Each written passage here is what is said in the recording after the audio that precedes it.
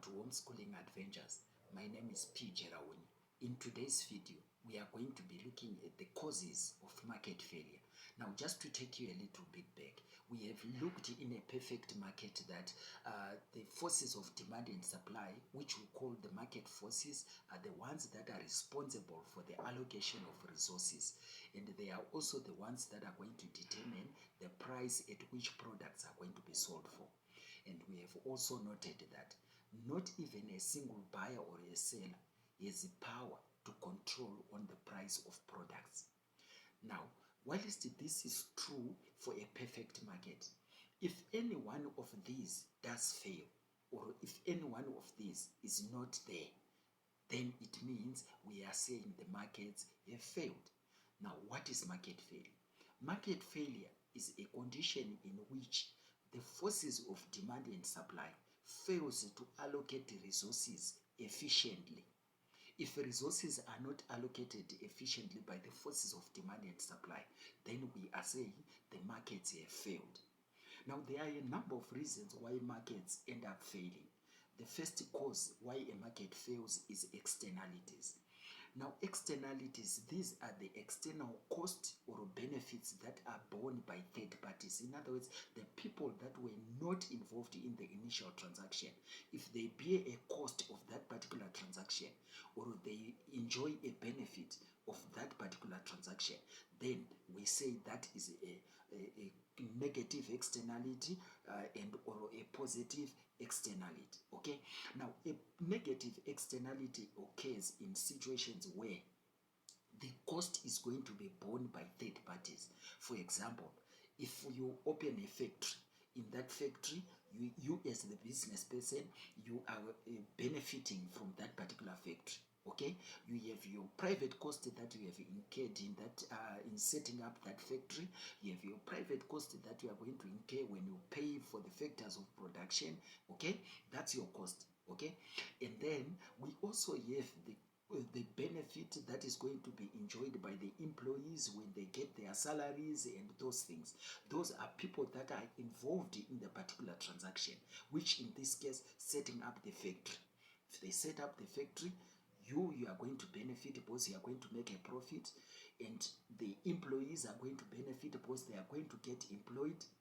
But there is an external cost that is going to be borne by the community, which is the pollution that is going to be caused when you are producing your products. It can be noise pollution, it can be water pollution, it can be land pollution, it can be even the air pollution that is going to be caused when you emit those gases into the air.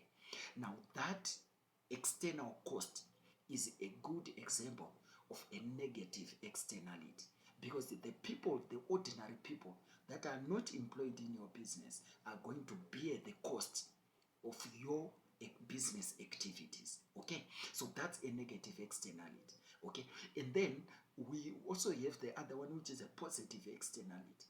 Now, a positive externality is the benefit, the external benefit that is going to be enjoyed by third parties, the people that are not directly involved in the transaction. A good example of a positive externality is I can use this one. In 2019, there was an outbreak of COVID, and in 2020, 2021, most governments, they started vaccinating their citizens. And this is what happened. When the vaccinations took place, their intention was to reduce on the risk of transmission of the disease. Okay, now there are those people that went and got vaccinated. They developed the immunity against the virus. And then what did it end up doing? It ended up reducing on the spread rate of the disease. And then even those people that were not vaccinated, we ended up benefiting because because there was a less risk of contracting the virus. It meant that we are now able to live longer. Even if you contract the disease, you will be able to go to the hospital and you will still get a hospital bed. So that's a benefit that came as a result of somebody who went and got vaccinated. And us who had not been vaccinated, we ended up benefiting from that. So that's an example of a positive externality. That's an external benefit that is going to be enjoyed by third parties who were not involved in the transaction. Okay, so that's an externality. And how does this cause market failure? It causes market failure because a positive or a negative externality, to start with, most of these products, when they are being sold on the market, they exclude the external cost. For example, when products that have been manufactured, a cigarette, for example, when it is being sold, they only look at the private cost, they only look at the private benefits, and they exclude the external cost. And when they exclude that external cost, it means these products, they tend to be undervalued, they tend to be underpriced, because in their cost structure, they have omitted the external cost, which is going to be borne by the community, okay, when they use that particular product.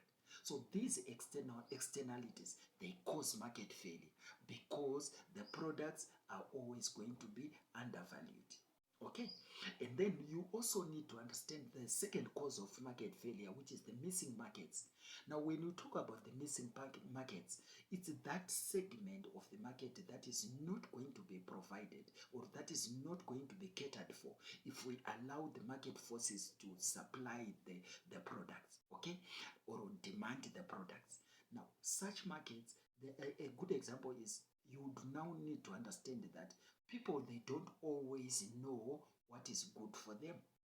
I'll give you an example. If you ask a child on whether they want to go to school or play with their friends on a Tuesday morning, most of the time you will hear that kids will say, I want to play with my friends. Now, this is the reason. It appears to be more fun to play with friends than to go to school. Because if they go to school, they are going to be asked about homework, they are going to be given work, they are going to be learning and reading. And a lot of people would take that not to be fun. Now, because of this, it means that people generally, they don't really know what is good for them, okay? But they go for those things that are fun to them. Now, in this case now, it results in even businesses not allocating resources to the things that are good. Okay, for example, you would now understand that this is the reason why merit goods are always undersupplied. In my example, I will say again, if you look at your community, for example, you are going to notice that in your street, just in your street, if we count the number of taverns that are there, probably there are 2 or 3 in your street. But let's count the number of schools that are there. You'll find that you'll be lucky if there's one school in your community, in your street. So this is to show that goods that are beneficial, they tend to be undervalued, they tend to be undersupplied.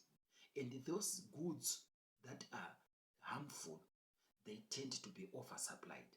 Now, these missing markets, they result in an undersupply of merit goods and an oversupply of demerit products. In other words, the scarce resources are going to be allocated towards the production of demerit products, which are harmful products, and we are going to undersupply on the merit products, which are the beneficial products. Now, this is how markets are going to fail, because businesses generally, they tend to oversupply on demerit products and undersupply on merit products. Now, why is that so? It is because one of the characteristics of merit products is they are non-excludable. In other words, you cannot stop people from consuming them on the basis of non-payment. And because of this nature, it exposes merit products to what we call free riders, where people are going to enjoy the product when they did not pay for the product. Now, businesses, because of this, they are not keen in providing such products. Now, it would now mean that they would rather produce those products that are demerits, because those products, they are easier for the businesses to exclude the people that did not pay for them. Okay, and you would also know that most of these demerit products, they tend to be habit forming products. Okay, things like gambling, things like smoking, they tend to be habit forming. So they tend to give repeated demand to the suppliers. So they find it to be more profitable. Now, in such case, this causes market failure because businesses are going to end up allocating the scarce resources to the production of such products and neglect the merit products, which are the beneficial products. Okay, I hope you understood how missing markets becomes a cause for market failure. And then the next cause for market failure that I'm going to look at is the imperfect competition. Now we have noted that in an imperfect dynamics of imperfect markets, we noted the existence of oligopolies, monopolies, and monopolistic. And we noted that these oligopolies, monopolies, and monopolistic competitions, they have superior power. The businesses, they have superior power over market prices, and they have a control over the market conditions. And we have also noted that the information that is there in these market structures, it's incomplete, because most of the time either buyers, they don't really know what is in the product that they are buying, and as well as sellers, they are manufacturing products and they don't know exactly what the buyers are looking for. Now, because of this, it causes the markets to fail because the information that is there is not complete. There is, and the other participant in the market has more power over the control of prices. Okay, so as such, we are saying the existence of imperfect competition is a cause of market failure. It would also mean that even in the imperfect markets, the quantity of goods and services, if we compare it with the perfect market, you would agree with me that the quantity of goods and services that are going to be produced is going to be lower. They are going to produce less quantity of goods and services. And that less quantity of goods and services tends to give the producers an advantage over control of their prices of their products. Okay, so this is how imperfect competition causes markets to fail, because we are going to end up having less quantity of goods and services that are going to be produced, and those less quantity of goods and services is only going to give the producers authority to control the price. Okay, right. And then the next cause that causes market failure is lack of information. Now, when we talk about lack of information, this is what we are saying. People, when they buy products, unlike in a perfect market where you know exactly what is in the product, the information is complete, you know exactly what the market is looking for. In other words, if you are a supply, you know the quantities that are going to be demanded, the nature of the products that are required, the price that is going to be offered for the products. Now, in an imperfect condition now, which is the prevalent situation that we have in our economies, you would agree with me that we are unable, we don't really know exactly what is in the products. When you buy a product, you don't know how to use the product. That's why now the products, they go with an information booklet.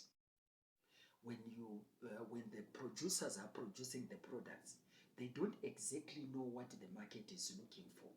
So that's why they are just producing the products and putting them out there, hoping that there's someone who is going to come and buy the product. Now, because of this information asymmetry or lack of information that we are saying the buyers, they don't really know the market conditions, and the suppliers, they also lack the knowledge of the market conditions.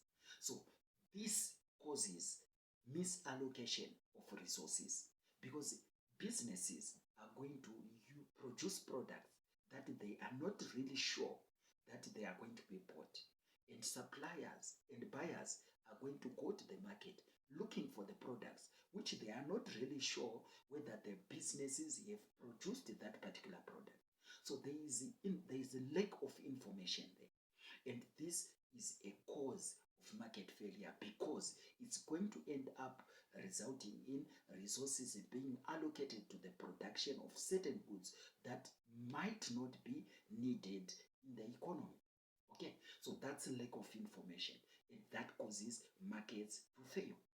And then the other cause of market failure is the immobility of factors of production. Now, immobility of factors of production, when we look at factors of production, dear learners, we are looking at land, labor, capital, entrepreneurship. Those are 4 factors of production that we have noted in the previous videos. Now, those factors of production, they cannot easily be repurposed to the production of other goods as a way of trying to respond to a change in aggregate demand. A good example is, let's say you have a machine that was designed to make a vaccine, to make vaccines. Okay? Now, if there is suddenly a decrease in the demand for vaccines, and there is suddenly an increase in the demand for cars, that same machine which had been designed to manufacture vaccines cannot easily be repurposed to start manufacturing cars in response to the increase in the demand for cars. And because of this immobility of factors of production, it causes markets to fail because the markets, they take long to respond to the changes in demand. That's why you now agree with me that in the previous grades, we understood that supply, it's sticky. It takes long to respond. Demand, it changes quickly, but supply takes longer to respond to changes in demand. Okay, and in so doing, we would have caused the markets to fail.